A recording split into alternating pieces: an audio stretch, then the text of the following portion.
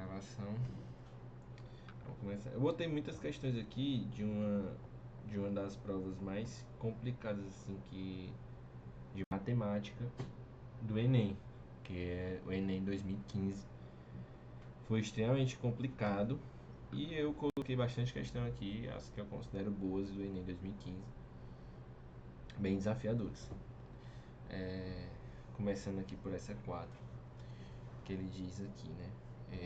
Vamos primeiro pro enunciado, como sempre, né?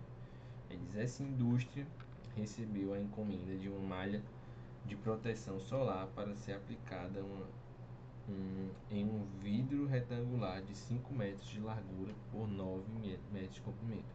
A medida de D em milímetros para que a taxa de cobertura da malha seja de 75% é. Então pronto, ele diz aqui: uma indústria produz malhas de proteção solar para serem aplicadas em vidros de modo a diminuir a passagem da luz, a partir de fitas plásticas entrelaçadas perpendicularmente, na direção vertical e horizontal. São aplicadas fitas de 1 mm de largura, tal que a distância entre elas é de D-1 mm, conforme a figura.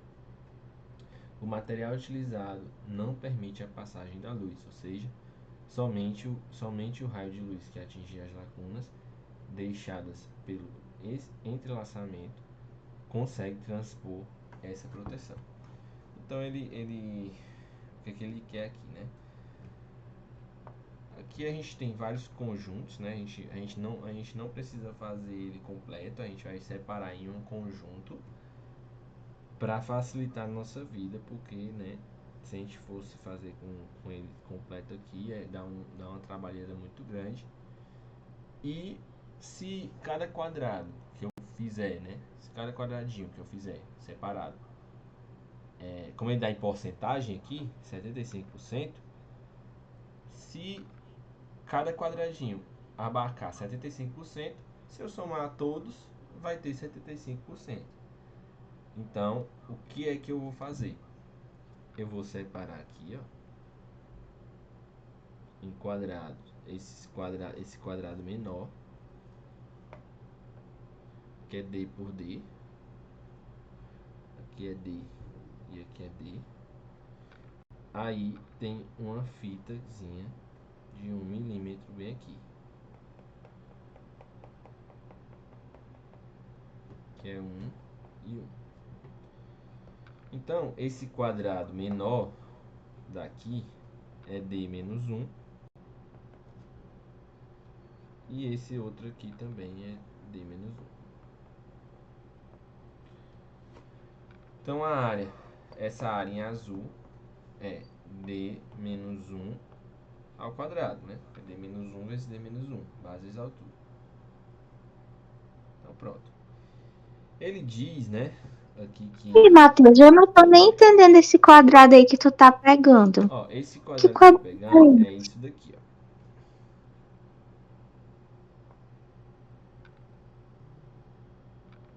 Entendeu? Porque se eu somar todos, que tu tá pegando isso? porque é mais fácil eu pegar cada um desse aqui, porque eu só vou multiplicar, ó, pelo número que ele quer aqui. Ele dá um total aqui, uma área de 9 metros, né? Uma largura de 9 metros aqui, por 5 de largura. Mas eu quero pegar somente uma dessas aqui, porque se eu fizer para o restante, é a mesma coisa, porque dá em porcentagem. Ó, se nesse quadrado, né, essa parte preta aqui abarcar 75% desse quadrado, se eu jogar para o restante, né, que eu vou só multiplicar esse quadrado aqui por várias vezes, né? São vários quadrados desse aqui. Se eu multiplicar para o restante, a porcentagem que isso aqui não é refletindo, é protegendo, né? Tá aqui, proteção. Protegendo do sol, vai ser a mesma. A porcentagem é a mesma, né? Se eu pego nesse quadrado, aqui tem 75% e eu jogo para o restante, tem vários quadradinhos desse aqui é mais 75%, mais 75%, 75%. Então, eu vou ter uma proteção de 75% no total. Entendeu? Deu pra entender? Entendi. Não, mas é porque eu achei difícil ver que tinha que pegar essa parte, É esse difícil. branco, mas essa parte preta. E essa aqui do lado, essa que tá incompleta. Aqui, né? Tu fala? Essa aí, como é que eu ia saber? Mas aqui continua. É porque o Enem, ele tem dessas, tá? Por exemplo, se eu pegar essa parte aqui que tá faltando e colocar aqui, é como se fosse uma, entendeu? Se essas partes aqui, ó, jogar pra cá, vai dar como se fosse uma. Essa foi a muito difícil, foi? Essa foi muito difícil. Essa foi Tá muito bom. difícil. Porque em si, a resolução dela, quando a gente acha esse ponto aqui, não é tão difícil. Porque eu quero só que isso aqui tenha 75% do total. E para isso ser 75% do total, essa parte que não está rachurada, não está em preto, tem que ser 25%, né? Então, se eu pegar essa área aqui, azul, no total, que é d ao quadrado, né? Tem que ser 25%. Por quê? Porque a parte em preto, essa parte aqui, é 75%. Então, o restante é 25%. Tá dando pra entender essa parte? Por que isso aqui é 25%? Deu pra entender. Show. Então aqui é d menos 1 ao quadrado sobre d ao quadrado, e 25% é a mesma coisa que 1/4. Então d menos 1 ao quadrado sobre d ao quadrado, eu posso jogar tudo num só quadrado aqui, que é d menos 1 sobre d ao quadrado igual a 1/4. Se eu jogar isso aqui para lá, em raiz, né? Então fica d menos 1 sobre d é igual a raiz de 1/4. D menos 1 sobre D é igual a 1 sobre 2, mais ou menos, né? Não pode ser menos, né? Então, fica D menos 1 sobre D é igual a 1 meio. Joga isso aqui para lá, isso aqui para lá, fica 2D menos 2 igual a D. Então, isso aqui vai para o negativo, isso aqui vai para o outro lado positivo.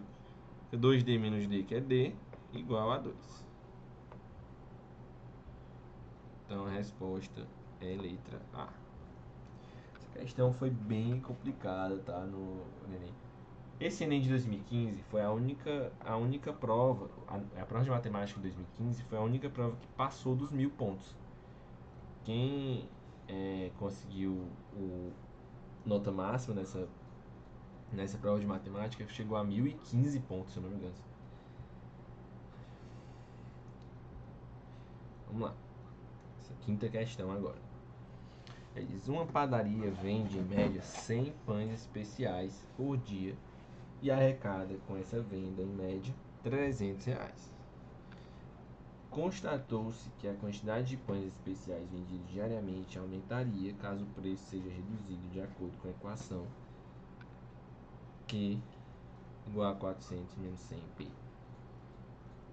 na qual Q representa a quantidade de pães especiais vendidos diariamente e P seu preço em reais. A fim de aumentar o fluxo de clientes, o gerente da padaria decidiu fazer uma promoção. Para tanto, modificará o preço do pão especial de modo que a quantidade a ser vendida diariamente seja a maior possível. Então, a quantidade vendida diariamente seja a maior possível, sem diminuir a média de arrecadação diária na venda desse produto. Então, ele quer vender a quantidade maior possível, sem diminuir a arrecadação. Ele só está importando com a quantidade, não é com a maior arrecadação. Então, o preço P em reais do pão necessário nessa promoção pão especial nessa promoção deverá estar no intervalo. Então vamos lá. A receita, né, nesse caso, quanto ele vai receber, é sempre a quantidade vezes o preço. Então, se ele chamou de P o preço e Q é a quantidade, e que está em função de P, nessa equação aqui, então a receita vai ser P vezes esse Q. Então, a receita vai ser isso aqui, P vezes o Q, que é 400 menos 100P, igual, né? Atualmente ele diz que está ganhando R$300 na venda desses pães especiais, então é igual a R$300. Para a gente saber isso aqui, para a gente saber quanto é o preço atual, né? O preço atual. Então vai ficar essa equaçãozinha, né? Menos 100p ao quadrado mais 400p igual a 300. Eu divido tudo por 100, né? Eu posso fazer isso. Que vai ficar menos p ao quadrado mais 4p menos 3 igual a 0. Quando eu jogo esse 300 para o outro lado lá, né? Igual a 0. Aqui a gente vai, aqui é uma equação do segundo grau, que a gente vai achar as raízes dela. O delta é igual a b ao quadrado 16 menos 4 vezes menos 1, que é a, vezes menos 3, que é c. Isso aqui vai ficar delta igual a 4. Para achar esse p, a gente vai ter p igual a menos b, né? Que é menos 4, mais ou menos raiz de delta, que é 4, sobre 2a, que é menos 1. Então, a gente tem uma raiz que é igual a menos 4 mais raiz de 2, raiz de 4, que é 2 aqui, né? Fica menos 4 mais 2, que é menos 2, sobre 2 vezes menos 1, que é menos 2, que é igual a 1. E a outra raiz, que é menos 4 menos 2, que é menos 6, e por menos 2, que é igual a 3. Então, o preço atual, né? Uma dúvida. Oi. É, por que que tu igualou essa coisa a 300? Se 300 é com P igual a 100. Ou Q é igual a 100, né não? Com Q igual a 100. Quando Q igual a 100, no caso. Então, Então, é porque eu quero um intervalo que ele diz assim: a quantidade a ser vendida diariamente seja a maior possível sem diminuir a média de arrecadação diária. Ou seja, eu não posso arrecadar menos do que 300.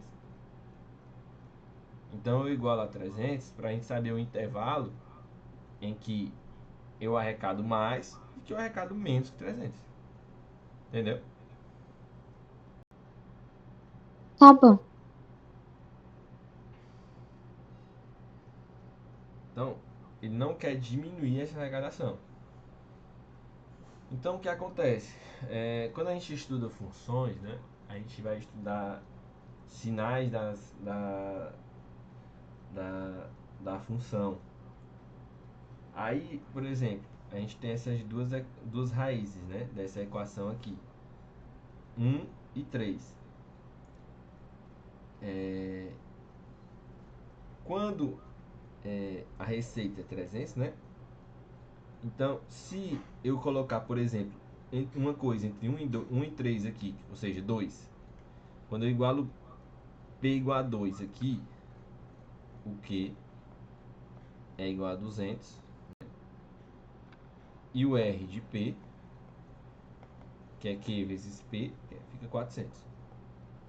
Então, nesse caso, a gente tem entre 1 e 3, tem os máximos de arrecadação, né?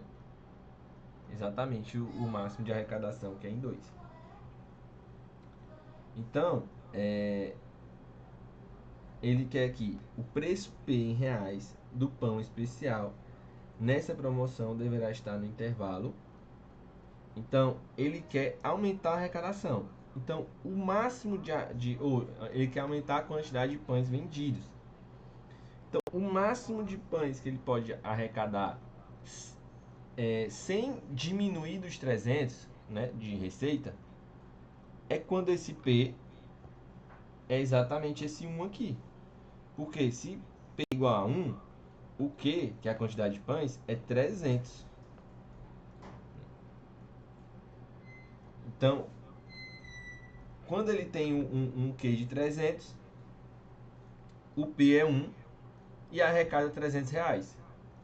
Ou seja, é o máximo que ele pode ter, porque abaixo disso, por exemplo, 0,5, se for 50 centavos, aqui P é 0,5, vai ter um Q igual a 400 menos 100 vezes 0,5, que é 50, 400 menos 50 é 350. Mais 350 vezes 0,5, que é o preço dos 50 centavos, isso aqui vai dar 175, eu acho. R$ 175. Ou seja, já abaixa bastante dos R$ 300 que era o máximo que ele poderia vender. Então, quando é R$ 1, ele vende bastante pão, ele vende uma quantidade de 300 pães e continua lucrando os R$ 300. Então, é muito importante que a gente vá atrás do que a questão está pedindo para a gente. Porque muita gente pode pensar que ele está pedindo a raiz, né? Que é o 3 e o 1. Aí pode marcar a letra C aqui. Aí ele pode querer perguntar sobre o máximo de arrecadação, né? Ou seja, o máximo dessa função aqui, né? O máximo da receita. Então, não é o que ele está querendo. Ele não quer a quantidade, a receita máxima, ele quer a quantidade máxima vendida, sem que diminuir a arrecadação diária. Então, essa quantidade máxima é os 300 que ele consegue vendendo pão a R$ 1. Ou seja, está entre 0,5 e 1,50. Letra A. Deu para entender? Agora essa questão é difícil, né? Difícil. Eu volto a dizer, É. Hum. essa prova de matemática que eu puxei várias questões. Eu puxei várias questões dessa prova de matemática de 2015. Ela foi a única prova de matemática do Enem que passou dos mil pontos, né? Então, tinha muitas questões com nível alto de dificuldade, né? Agora, por exemplo, quando ele fala que a quantidade tem que ser a maior possível, como é que eu sei que não tem que fazer aquele negócio de x do vértice e y do vértice? Aquela formulazinha, já que ele fala maior Porque possível. o x do E vértice, essa coisinha pra cima, essa porque o parábola. x do vértice e o y do vértice, eles estão numa parábola, né? Ou seja, numa equação de segundo grau. Se ele Uhum. quer ele diz aqui, quantidade ser vendida diariamente seja a maior possível. A quantidade que é a maior possível, não é a receita, Ah, tá? tá. Que é essa primeira aí de cima, É a né? quantidade, e aqui não pode ser x do vértice, porque nem vértice tem, é uma, Ah, é uma função entendi que eu do primeiro entendi. grau, certo? Então é o que eu disse, tipo, muito cuidado com o que a questão pede pra gente. O que ela tá pedindo? Ela quer a quantidade vendida diariamente seja a maior possível. A quantidade está aqui, não está aqui. Tá. Mas ele não quer que diminua a arrecadação. E a arrecadação sim, está aqui. Aí então a gente vai ver, não quer que diminua a arrecadação. Onde é que vai estar diminuindo ou não a arrecadação? Para isso a gente tem que estudar o sinal da equação. É porque aqui não tem tempo suficiente para a gente dar uma aula sobre sinal de equação. Mas tem a reta real aqui. A gente coloca as raízes e estuda o sinal da equação, né? Onde é que ela está subindo, onde é que ela está descendo, positiva, negativa. Então, é mais ou menos isso, tá? Tá certo, entendi. Obrigada. Essa daqui é outra questão complicadinha, né? Ele diz aqui. Essa aí, sinceramente, eu não entendi nem o que ele tá pedindo nesse texto, entendeu? Se tu puder até me explicar assim, a interpretação. Tá certo. Ele diz aqui. Ele dá umas propostas, né, pra gente aqui e ele quer qual que vai ser implementada. Vamos ver como é que faz. Ele diz, né, o HPV é uma doença sexualmente transmissível. Uma vacina com eficácia de 98% foi criada com o objetivo de prevenir a infecção por HPV e dessa forma reduzir o número de pessoas que venham a desenvolver o câncer do colo do útero. Uma campanha de vacinação foi lançada em 2014 pelo SUS para o público-alvo de meninas de 11 a 13 anos de idade. Considera-se que em uma população não vacinada, o HPV acomete 50% desse público ao longo de sua vida. Então, na população não vacinada, acomete 50% desse público. Em certo município, a equipe coordenadora da campanha decidiu vacinar meninas de 11 a 13 anos de idade em quantidade suficiente para que a probabilidade de uma menina seja nessa faixa etária, ou seja, público-alvo, escolhida ao acaso, vir a desenvolver essa doença seja de no máximo 5,9%. Houve 5 propostas de cobertura de modo a atingir essa meta. Seguinte, ele diz aqui que meninas que não se vacinam, ou pessoas que não se vacinam, público-alvo, né, da campanha que não se vacina, existe uma chance de essa doença, o HPV, acomete 50% desse público. Ou seja, se nenhuma das meninas de 11 a 13 anos se vacinar, 50% delas vai ter HPV. Tudo bem? Tudo bem até aqui?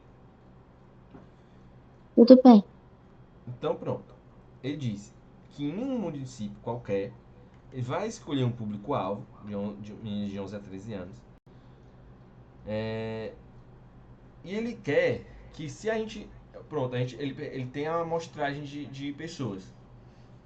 Então, desse público-alvo. Ele quer, se a gente escolher ao acaso uma dessas meninas desse público-alvo, contando quem se vacinou e quem não se vacinou, ele quer que ao acaso a gente pegue uma dessas meninas e a probabilidade dessa menina que você pegar ao acaso ter a doença, ele quer que seja no máximo de 5,9%. E qual a chance dessa menina ter a doença? Né? Vamos supor que eu escolho 10 meninas aqui para fazerem parte desse experimento aqui. Experimento não, né? Dessa vacinação, dessa campanha de vacinação. 10 meninas. Aí, essa primeira proposta, ele diz que vacinação de 90% público-alvo. Então, se eu escolho 10 meninas e vacino 90% delas, ou seja, 9 meninas eu vacino. Então, o que acontece? A eficácia da vacina é 98%. Então, dessas 9 meninas que foram vacinadas, 98% delas não vão ter a doença. Tá? Mas 2% delas podem vir a ter. Certo? E Certo. tem o outro lado, que é o qual? Dos 90% que foi vacinado, 10% não. Ou seja, uma dessas meninas não foi vacinada. É porque eu fiz com o número de 10, né? Eu vou fazer com 20, tá? O exemplo de 20 pessoas. Eu vacino 90%, ou seja, 18 dessas meninas. 2% desses 18 vão ser, por causa da eficácia, 2% vão ser acometidos com a doença e o restante vai estar livre. O resto, né, dos 20, 18 menos 20, 20 menos 18 quer dizer duas meninas. Dessas duas meninas que não foram vacinadas, porque eu só vacinei 90% do público-alvo, 50% é acometido por essa doença, ou seja, das não vacinadas, 50% do público sofrem com essa doença, ou seja, das duas, uma delas vai estar doente. Então ele quer, quando eu somar o que não foi vacinado vezes os 50%, que é a probabilidade de ter a doença, e os 2% do que foi vacinado que vai ter a doença, porque a eficácia é 98%. Deu para entender o contexto agora? Ele fez essas Deu propostas sim. aqui. Então é isso, vamos para o cálculo dela agora. Eu chamei de P meninas do público-alvo, ou seja, o público-alvo, né? E X a porcentagem da vacinação, né? Do alvo da vacinação, que vai variar aqui com a proposta. Um é 90, outro 55,8, enfim. Então, eu quero agora ver quem tem a doença, porque ele quer que no máximo seja 5,9%. Meninas previstas para ter a doença. Então, é 50% dos 2%, né? Dos 2% do público-alvo, né? Do que foi vacinado. Porque o que foi vacinado, 2% dela não tem a doença ainda, né? Então, É. 2%. Peraí só. Vezes o X, que é essa porcentagem aqui, vezes a população, né, público-alvo, mais o próprio 50%, vezes o que não foi vacinado, certo? Que não foi vacinado. Isso aqui tem que ser no máximo 5,9% de P. Então eu vou excluir esse P aqui, né? Que aí tá aparecendo em todos os cantos aqui. Aí a gente vai ter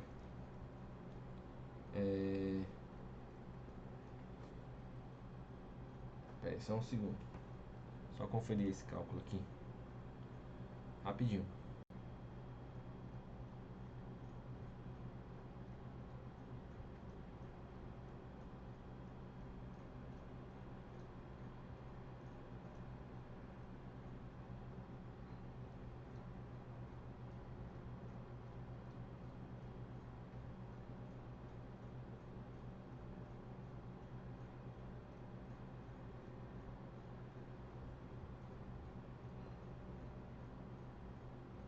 Ah.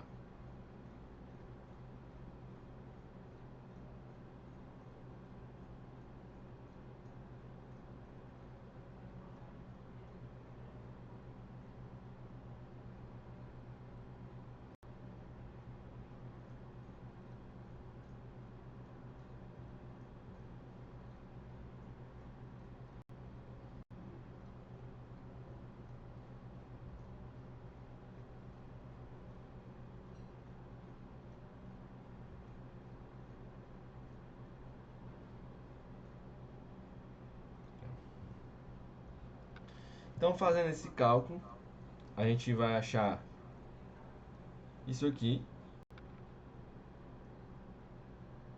1 menos 0,98x igual a isso daqui. E quando a gente diz o x é igual a 0,082 sobre 0,92, que é 90%. Então, a proposta é a proposta 1. Tá certo? Bom, ela realmente é uma questão de difícil interpretação, né? Imagina a pessoa que fez essa prova aqui, né? Que fez essa questão, essa questão, essa daqui. Tudo no mesmo dia, né? Não, essa 7 aí, eu não pedi, não foi porque eu fiz, não. Foi porque eu não quis pedir, porque eu sabia que eu não ia entender. Não, sério mesmo, não precisa nem fazer, não, que eu não vou entender. Ela é do Enem, tá? Pois 2015. não, Ela é eu não, eu da sei mesma que não prova tenho daqui. capacidade de fazer isso aqui, eu não me ousei nem a pedir. Mas ela tem um raciocínio bom. Tem um raciocínio bom. Ela é difícil. Eu considero ela aqui talvez a mais difícil do Enem. De todos os tempos, talvez. Pelo menos uma das que mais exige uma técnica apurada, né, de matemática. Mas vamos lá. Essa prova é difícil mesmo. Eu coloquei esse TC aqui pra. Botei pra voar as bandas mesmo, tá? Porque essas duas aqui são do ITA, por exemplo. Essa 14 e essa 15. Esse aqui, né? A cada aniversário, seu bolo tem uma quantidade de velas igual. Mas assim, eu escolhi questões fazíveis, né? Entre as fazíveis do ITA, tá? Ele diz, a cada aniversário, seu bolo tem uma Eu vou me quantidade de estar velas. assim, né, Matheus? É porque dentro das do ITA, essas daqui são as mais fazíveis, entre aspas. Porque são muito complexas, né? Aí diz aqui, a cada aniversário, seu bolo tem uma quantidade de velas igual à sua idade. As velas são vendidas em pacotes com 12 unidades e todo ano é comprado apenas um novo pacote. Ou seja, todo ano é comprado um pacote de 12 velas. E ele vai usando as dos anos anteriores. E as velas remanescentes são guardadas para os anos seguintes, desde o seu primeiro aniversário. Qual a sua idade em anos no primeiro ano em que as velas serão insuficientes? Então, o que acontece? Existe o aniversário, existem as velas. No primeiro aniversário tem uma vela, no segundo aniversário tem duas velas, no terceiro aniversário tem três velas, mas aqui é comprado 12, aqui é comprado mais 12, aqui é comprado mais 12. No enésimo aniversário tem N velas, mas são compradas 12 velas. Então, o total de velas gastas até o enésimo aniversário, eu coloquei como se fosse o T aqui, é igual ao somatório, né? De 1 até N. No enésimo aniversário é de 1 até N. Tem esse aqui, T é 1 mais N vezes N, dividido por 2. Né? Então pronto, isso aqui é o total de velas que eu tenho aqui, né? Se eu for contar tudo esse N aqui. Então, e todo ano é comprado um pacote de 12 velas. Então, no enésimo aniversário eu tenho que aqui é 12 velas, aqui 12 velas, aqui 12 velas, até 12 velas. Se eu somar isso aqui, né, eu tenho N vezes 12, né? 12N.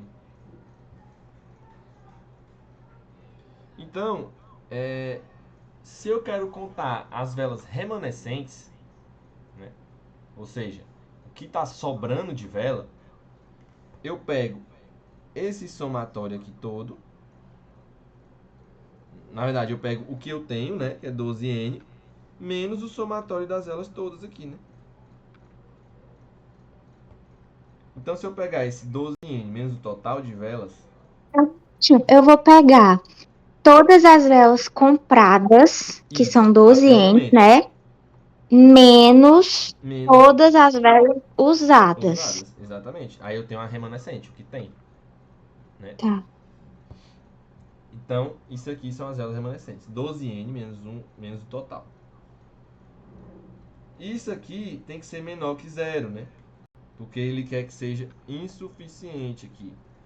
Quando essa diferença, vela remanescente, for menor que zero, porque se for zero, tá tudo bem, né? Se for zero, tá tudo bem, porque eu posso usar todas as velas que eu tenho em estoque. Mas tem que ser menor que zero, para ser insuficiente. Então, 12N menos 1 mais N vezes N sobre 2 é menor que zero. Então, esse 12N vai ser menor que 1 mais n vezes n sobre 2. Então, eu jogo isso aqui para o outro lado. Fica 24n igual a 1 mais n vezes n. Eu posso cortar esse n. 1 mais n maior que 24. Joga esse 1 para o outro lado diminuindo. N maior que 23. Então, n tem que ser maior que 23. Pode ser 24. Então, letra C. Certo? Vai entender? Entendi, deu certo. Então, vamos lá, para essa 15 aqui. Ele diz, seja A um ponto externo à circunferência lambda de centro O e raio R, considere uma reta passando por A e secante a lambda nos pontos C e D. Então, o que ele quer? Ele tem uma aqui.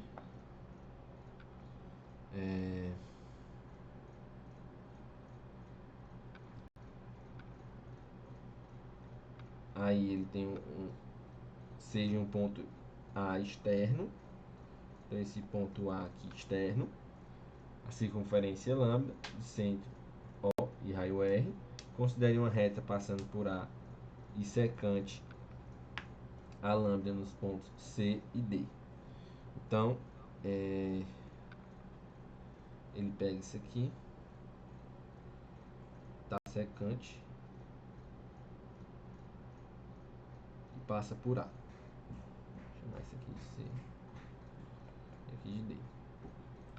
Tal que o segmento AC é externo a lambda, ou seja, daqui, ó, isso aqui AC é externo, como eu estou colocando aqui.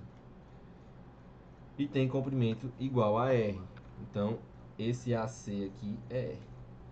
Seja B o ponto de lambda tal que a origem pertence ao segmento AB, então, isso aqui.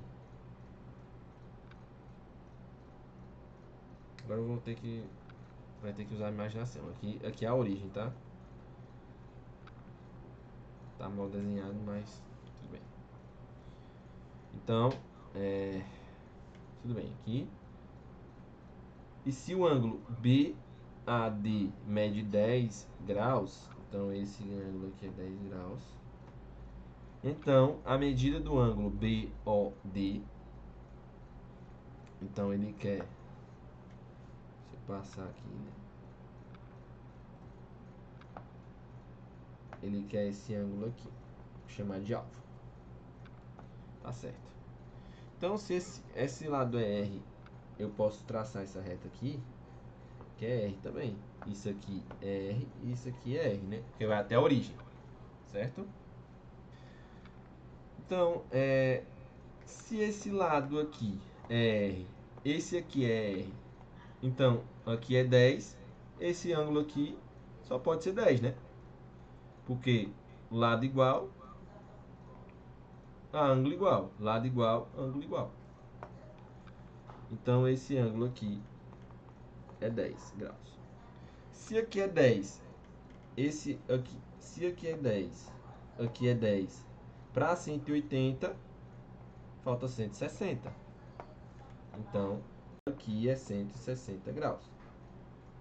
160 para o restante aqui, para o restante, esse ângulo aqui, falta 20, né? Para 180, porque aqui é uma reta, né? Esse DA é uma reta. Então, aqui é 20 graus. Se esse lado... Tá tudo bem até agora? Tá tudo bem.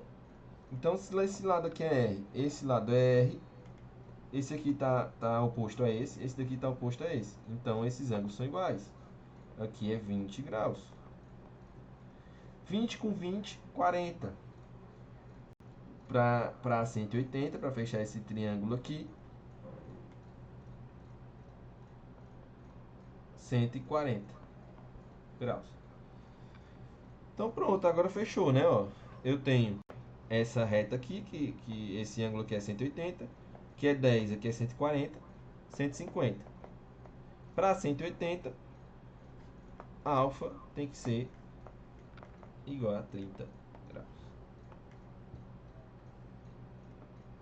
certo? Tudo bem? Certo, tudo bem, entendi. É Então só é porque isso. eu até montei essa figura, mas eu não liguei esse OC, sabe? Eu não Uhum. nem Então, pensei.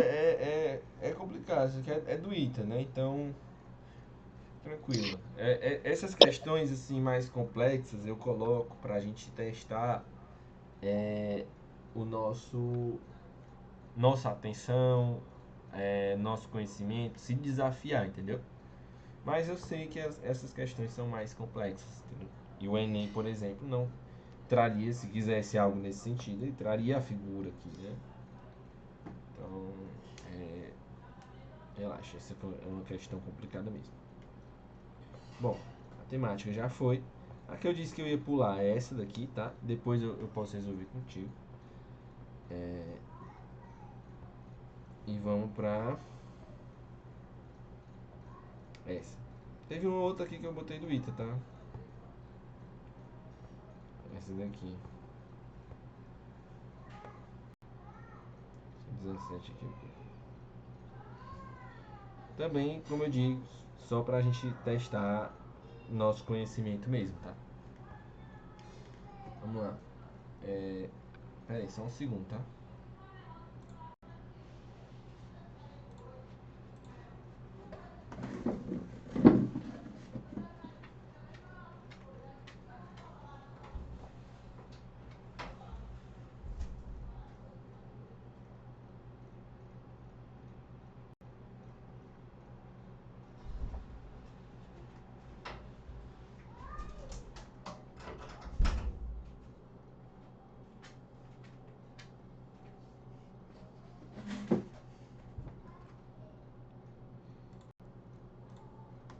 Voltando. Essa 6, né? Diz: um garoto foi à loja comprar um estilingue e encontrou dois modelos, um com borracha mais dura e outro com borracha mais mole. O garoto concluiu que o mais adequado seria o que proporcionasse maior alcance horizontal D para as mesmas condições de arremesso, quando submetidos à mesma força aplicada. Sabes que a constante elástica KD do estilingue mais duro é o dobro da constante elástica Km do estilingue mais mole. A razão entre os alcances DD, que é do estilingue mais duro, sobre o DM, que é do estilingue mais mole, é igual a. Então, quando a gente joga o estilingue, né, pela conservação da energia mecânica, a energia cinética, né, tem que ser igual, quando eu saio ali do estilingue, tem que ser igual à energia potencial elástica, né, no estilingue. Então, é o que eu fiz aqui. mv ao quadrado é igual a kx ao quadrado sobre 2. Mas o x, né, essa variação, né, que é quando eu jogo esse estilingue para trás, que é esse x aqui, ele tem uma expressão, né, porque a força elástica é igual a menos kx, né? Vou colocar sem esse menos aqui. Então, x é força sobre a constante elástica. Então, eu vou substituir, porque eu quero em função da força e da constante elástica. Então, eu vou fazer mv ao quadrado, energia cinética sobre 2, igual a kx ao quadrado, que é f sobre k ao quadrado, sobre 2. Então, esse v0 ao quadrado é f ao quadrado sobre km. E o alcance, a gente sabe pela fórmula, né, do alcance, que esse alcance é v0 ao quadrado sobre g vezes seno de 2θ. Ele diz que todas as condições de arremesso é a mesma, né? E a força aplicada também é a mesma. Então, o que é que vai variar? Somente a constante elástica.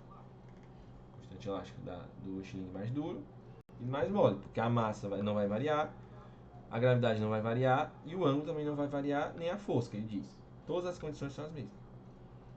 Então, quando eu substituo esse v0 ao quadrado por F ao quadrado sobre km, eu tenho o alcance em função da força, que não vai mudar, da massa, que não vai mudar, da gravidade, que não vai mudar, e do θ, que não vai mudar. Mas o que vai mudar é a constante elástica. Então, como o KD é 2 vezes o km, então, se eu substituir, né, DD vai ser F ao quadrado, seno de 2θ, sobre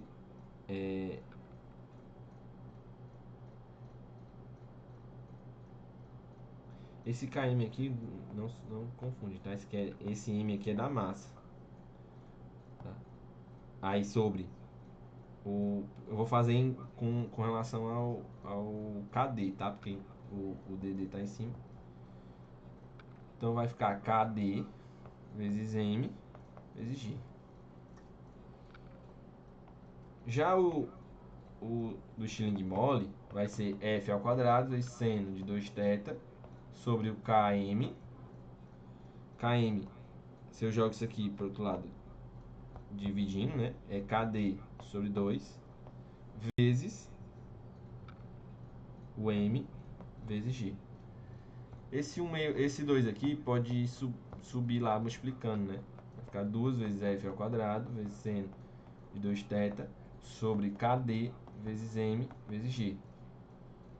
E esse F ao quadrado seno de 2θ sobre KD vezes M vezes G é igual a isso aqui, né? Ó, DD.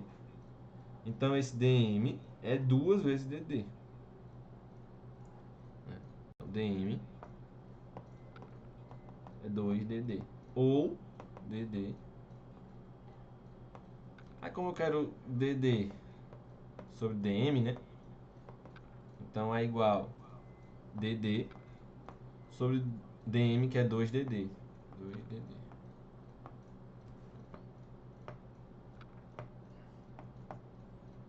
É igual a 1 meio. Tá aqui. 1 meio. Complicado, né? Essa questão. Você tem que... Demais, Ave Maria. Você tem que parar aqui, né? Para jogar no alcance. E sinceramente, olha, eu vou lhe dizer, eu não sei como é que tu lembra dessas coisas. Porque eu vejo isso há anos e não sei fazer uma questão dessa. Tu na faculdade lembra dessas coisas. Olha, eu não sei não. Ó, me dá um ódio de dar pra esse Enem, tu não tem nem noção. Dá um ódio. Mas a gente tem que, ó, limpar um pouco a mente, às vezes. Às vezes parar um pouquinho assim, aí quando a gente volta, a gente clareia um pouco as coisas. E física é complicado. Eu sei, sabe, porque tu sabe ainda. Eu fiz faculdade que envolve isso, né? Então não se martirize tanto assim, tá? Minha faculdade envolveu isso, eu vi por muitos anos isso, né, de física. Então tem coisas que elas ficam na nossa cabeça, tá? Parece que nunca vai ficar, mas fica, tá?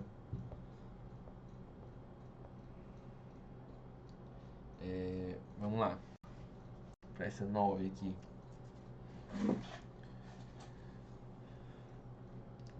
O que me surpreende, tá? É que essas questões aqui todas são do mesmo ano de Enem, praticamente. Tudo 2015. 2015 foi de lascar. Mas antigamente, pô, a galera não se lembra muito, mas antigamente a galera passava em medicina com 135 acertos, 134, né? Pois não é, menina. Hoje em dia tá absurdo. Pois é, hoje em dia tá quase É uma coisa 30% de horrível. química. Você não chega nesse. Eu, pelo menos, não chego, eu fico naquele limbo, sabe? Naquela coisa. E não aumento. É horrível essa sensação. Mas com calma a gente consegue, tá? Com calma a gente consegue. A gente pensa que não vai conseguir, mas consegue, tá? Sem aflição, não se aflita. Não se aflita. Vamos lá. E tu tá no melhor lugar também pra estar, tá? Tipo, tu tá rodeado pelos melhores professores, as melhores cabeças estão contigo. Então, só tem um pouquinho de calma que as coisas elas vão acontecendo assim com naturalidade. Vamos lá. O ar atmosférico pode ser utilizado para armazenar o excedente de energia gerada no sistema elétrico, diminuindo seu desperdício por meio do seguinte processo. A água e gás carbônico são inicialmente removidos do ar atmosférico e a massa de ar restante é resfriada até menos 198 graus Celsius, presente na proporção de 78% dessa massa de ar. O nitrogênio gasoso é liquefeito, ocupando um volume 700 vezes menor no caso. A energia excedente do sistema elétrico é utilizada pelo processo, sendo parcialmente recuperado quando o nitrogênio líquido é exposto à temperatura ambiente entra em ebulição e se expande, fazendo girar a turbina que converte a energia mecânica em energia elétrica. O que é que ele está colocando aqui pra gente em palavras, né? Ele está colocando um processo de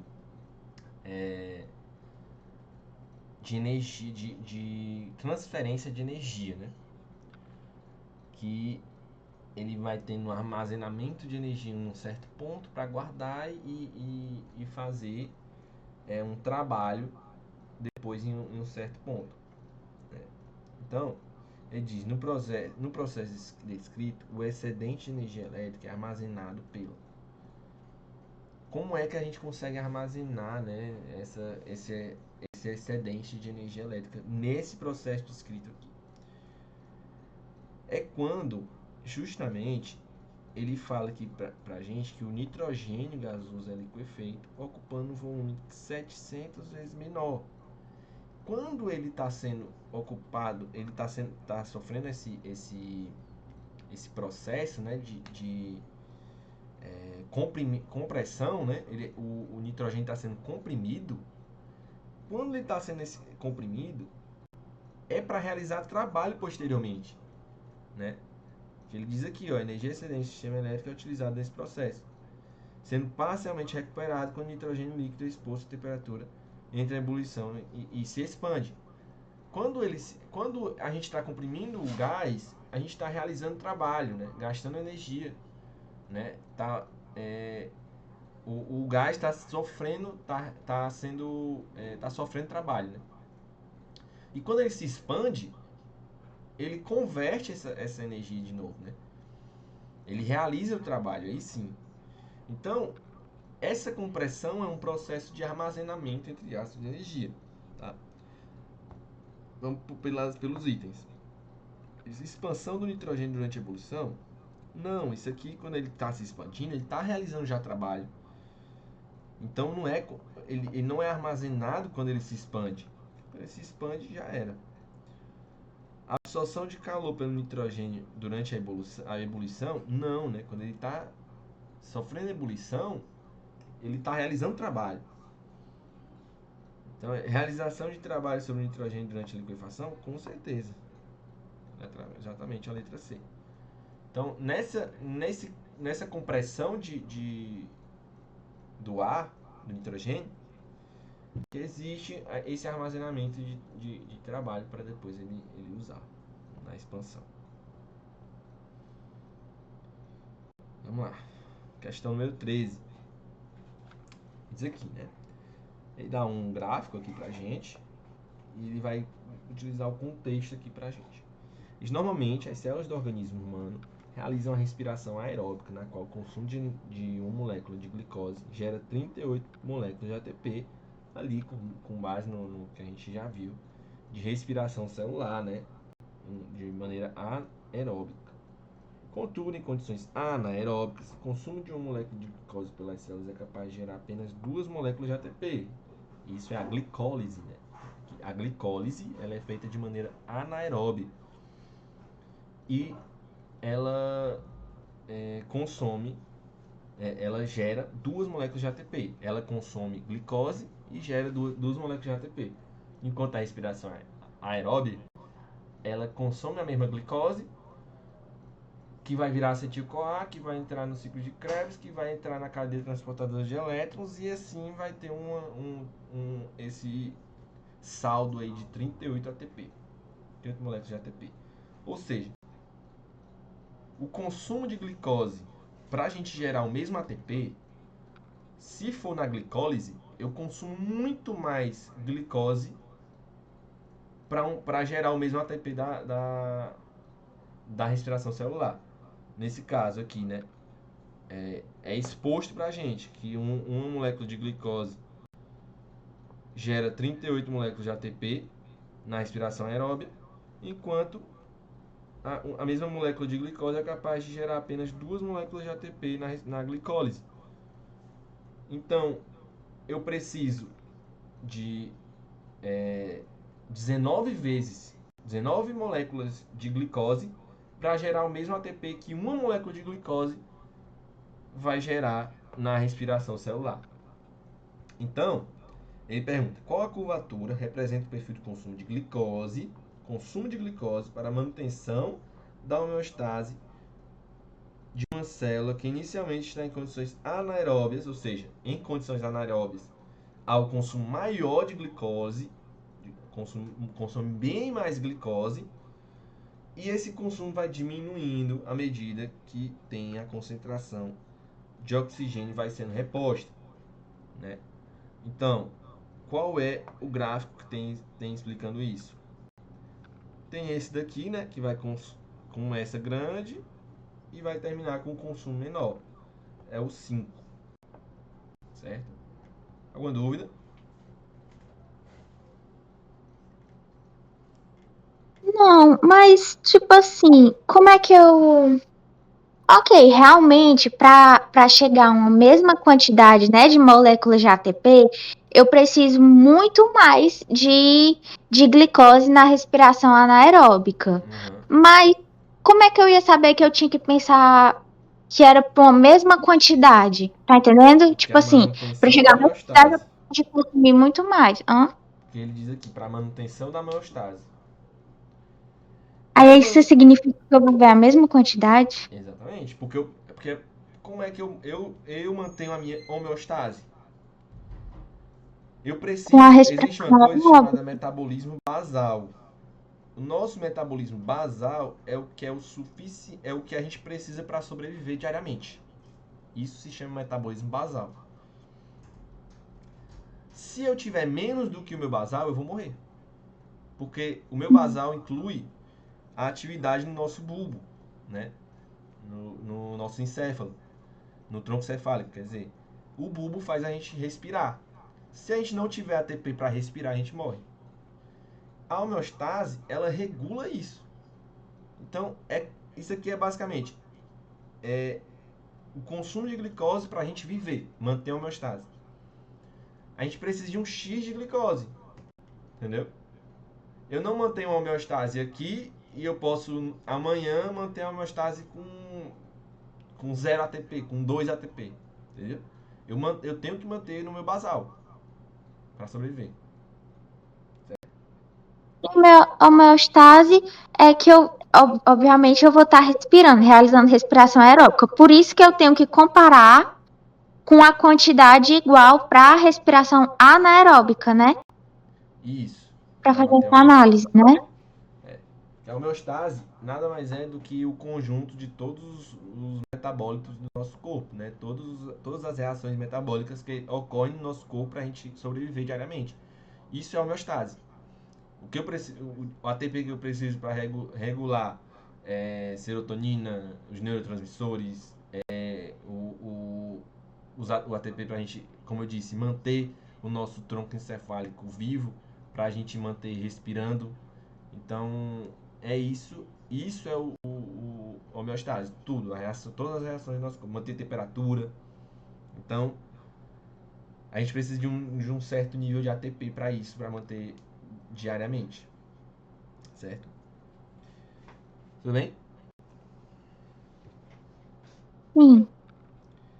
Prosseguir aqui. Essa daqui é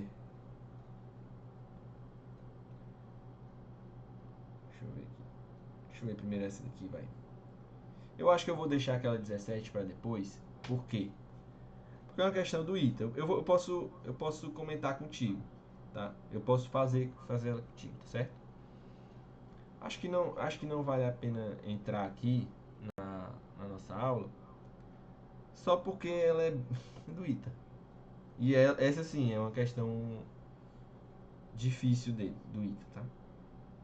Tá bom. Eu fiz as de matemática porque eu acho que aquelas de matemática se enquadram mais, um pouco mais no perfil Enem, assim, de conteúdo, né? Esse conteúdo realmente não cai tanto no Enem, então não vou. Não é nem perder tempo, mas vou fazer aqui agora. Diz aqui: em um determinado organismo, o gene para a manifestação da cor branca B é epistásico. Quando ele diz epistásico, quer dizer que ele inibe alguma outra característica, tá? Isso é epistasia. Em relação ao gene que manifesta a cor azul com o alelo dominante, A, né? E a cor vermelha com o alelo recessivo, Azinho. Do cruzamento entre dois organismos com genótipo heterozigótico para os dois genes, qual a probabilidade de surgirem descendentes brancos? Então, eu vou fazer aqui Bzão, Bzinho, vezes Bzão, Bzinho, que é heterozigoto aqui, e o outro heterozigoto aqui para A. Pera aí, só um segundo, viu, gente?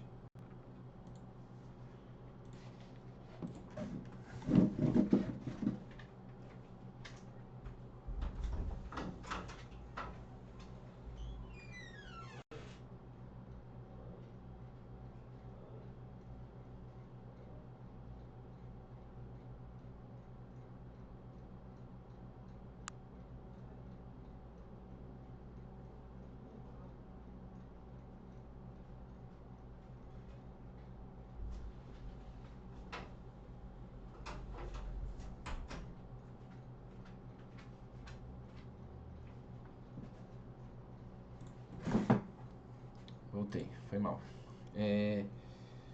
Então, basicamente, o que acontece? Se um gene é epistásico para o outro, né? Então, se tiver o Bzão aqui, automaticamente ele vai inibir o Azão. Então, não importa. O Azão, Azinho, só vai se manifestar nessa condição de homozigose recessiva no gene B. Tá certo? Então, todas essas aqui vão dar origem a indivíduos brancos. Tá? Então, aqui eu tenho 3 quartos de branco. Então, letra B, 3 quartos. Porque o restante só vai ser sofrer alguma coisa, né? Só vai ter a cor azul ou vermelha em homozigose recessiva pro gene da cor branca, tá? Tudo bem? Tudo bem. Então pronto. Foi isso, né? A nossa aula. Ficou essa questão aqui que eu vou comentar no privado para quem quiser, né? Eu posso fazer. Mas saiba que é uma questão do ITA e é natural que não bater uma cabeça aí para fazer ela. E ficou essa primeira questão também, que depois eu faço também, tá? Com vocês. Então, é isso. Tenham uma boa noite aí vocês, certo?